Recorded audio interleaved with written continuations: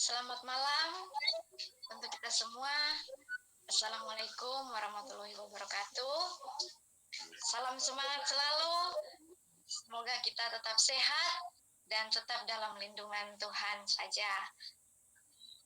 Baik Bapak Ibu, saya di sini saya perkenalkan, nama saya Ivana Christine Rumbai. Saya akan memaparkan presentasi saat ini tentang materinya tentang pelatihan penyusunan modul ajar. Nah, di sini saya lihat peserta yang hadir ada Ibu Nela Farica dari SLB Banda Aceh ya, Bu? Iya, Ibu.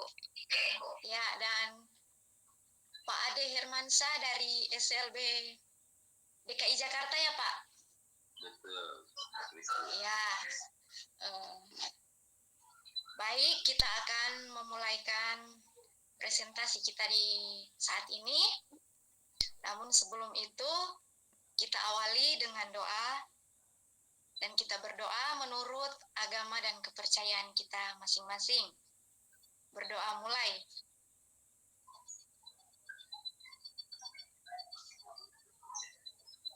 Berdoa selesai. Oke, saya akan memaparkan materi saya saat ini tentang pelatihan penyusunan modul ajar.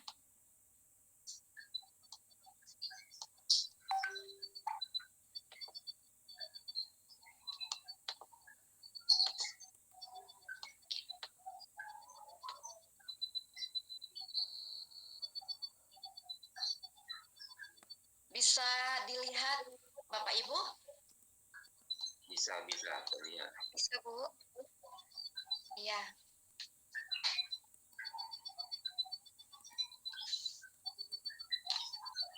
Di sini saya akan menjelaskan tentang konsep modul ajar itu sendiri.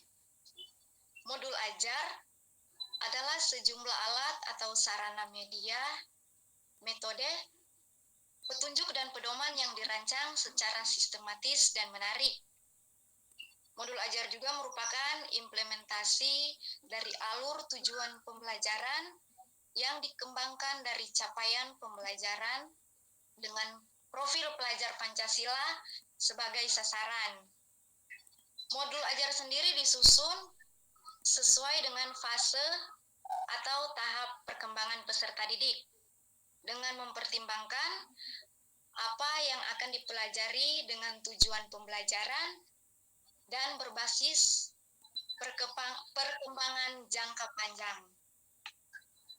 Guru juga perlu memahami konsep mengenai modul ajar agar proses pembelajaran lebih menarik dan bermakna. Nah, Bapak Ibu, di dalam komponen modul belajar itu terdapat tiga komponen utama ya. Yang pertama itu ada informasi umum.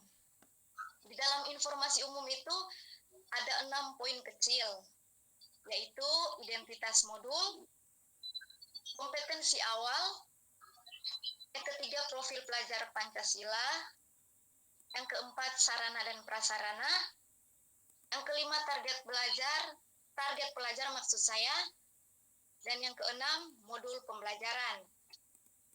Itu yang termasuk di dalam informasi umum. Nah, kita lanjut di kompetensi inti. Kompetensi inti juga mempunyai 6 poin kecil di dalamnya. Yaitu yang pertama tujuan pembelajaran. Yang kedua, pemahaman bermakna. Yang ketiga, pertanyaan pemantik. Keempat, kegiatan pembelajaran. Kelima, asesmen. Dan keenam, pengayaan dan remedial. Selanjutnya, di dalam lampiran ada 4 poin juga. Yang pertama, lembar kerja. Yang kedua, bahan bacaan guru dan peserta didik. Yang ketiga, glosarium. Dan yang keempat, daftar pustaka. Dan selanjutnya Bapak Ibu, kita melihat di sini ada prinsip pengembangan modul ajar. Yang pertama itu esensial. Kedua, menarik, bermakna, dan menantang. Yang ketiga, relevan dan kontekstual. Dan yang keempat, berkesinambungan. Nah, bisa Bapak Ibu lihat sendiri di slide. Di sini ada prosedur pengembangan modul ajar. Prosedur penyusunan modul ajar itu yang pertama, analisis kondisi dan kebutuhan guru, peserta didik, serta satuan pendidikan. Yang kedua, identifikasi dan tentukan dimensi profil pelajar Pancasila. Yang ketiga itu, tentukan alur tujuan pembelajaran yang akan dikembangkan menjadi modul ajar. Yang keempat, susun modul ajar berdasarkan komponen yang tersedia. Yang kelima, pelaksanaan pembelajaran. Dan yang keenam itu, evaluasi dan tindak lanjut. Ya, demikian pemaparan dari saya, materi tentang pelatihan penyusunan modul ajar.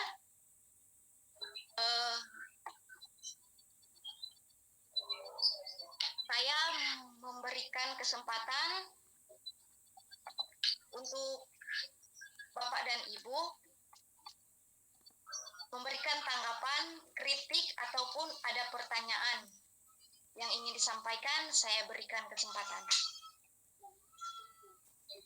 Ya, terima kasih Bu Christine. Saya hanya mau bertanya saja. Nah, dalam materi tadi ya ada istilah kata penyusunan modul ajar. Apa sih tujuan dari penyusunan modul ajar itu? Terima kasih. Ya, terima kasih Pak untuk pertanyaannya. Di sini saya akan coba menjawab. Tujuan dari penyusunan modul ajar tersebut agar supaya mendapat capaian pembelajaran bagi peserta didik, sehingga peserta didik mampu memahami, mengetahui, dan mengidentifikasi pembelajaran yang diberikan sesuai dengan kemampuan peserta didik yang ada. Itu Pak, tujuan dari penyusunan modul ajar. Bagaimana Pak? Ya, terima kasih. Iya, sama-sama Pak. Mungkin Ibu Nela ada yang ingin ditanyakan? Iya Bu, saya mau bertanya. Tadi Ibu ada menyebutkan di dalam PowerPoint tentang menarik, bermakna, sama menantang. Yang mau saya tanyakan, bisa nggak Ibu jelaskan apa yang dimaksud dengan menarik, bermakna, dan menantang tadi Ibu? Terima kasih. Terima kasih Bu Nela. Oke, saya menjawab di sini. Menarik, bermakna, dan menantang. Yaitu maksudnya Bu, menumbuhkan minat untuk belajar dan melibatkan peserta didik secara aktif dalam proses belajar. Jadi peserta didik tidak hanya diam, tapi diajak untuk berperan aktif ketika proses belajar berlangsung, berhubungan dengan pengetahuan dan pengalaman yang dimiliki sebelumnya, sehingga tidak terlalu kompleks, namun juga tidak terlalu mudah untuk tahap usianya. Itu Bu, dari penjelasan menarik, bermakna, dan menantang. Baik Ibu, terima kasih penjelasannya. Iya, terima kasih sama-sama. Apa masih ada lagi? Cukup. Saya rasa cukup Bu. Oke, baik, terima kasih untuk waktu dan kesempatannya. Jika tidak ada pertanyaan atau tanggapan lagi, saya akan tutup presentasi saat ini. Kita akhiri dengan doa. Kita berdoa menurut agama dan kepercayaan kita masing-masing. Kita berdoa. Mulai. Berdoa selesai. Ya, demikian presentasi dari saya. Terima kasih untuk kesempatan Bapak dan Ibu.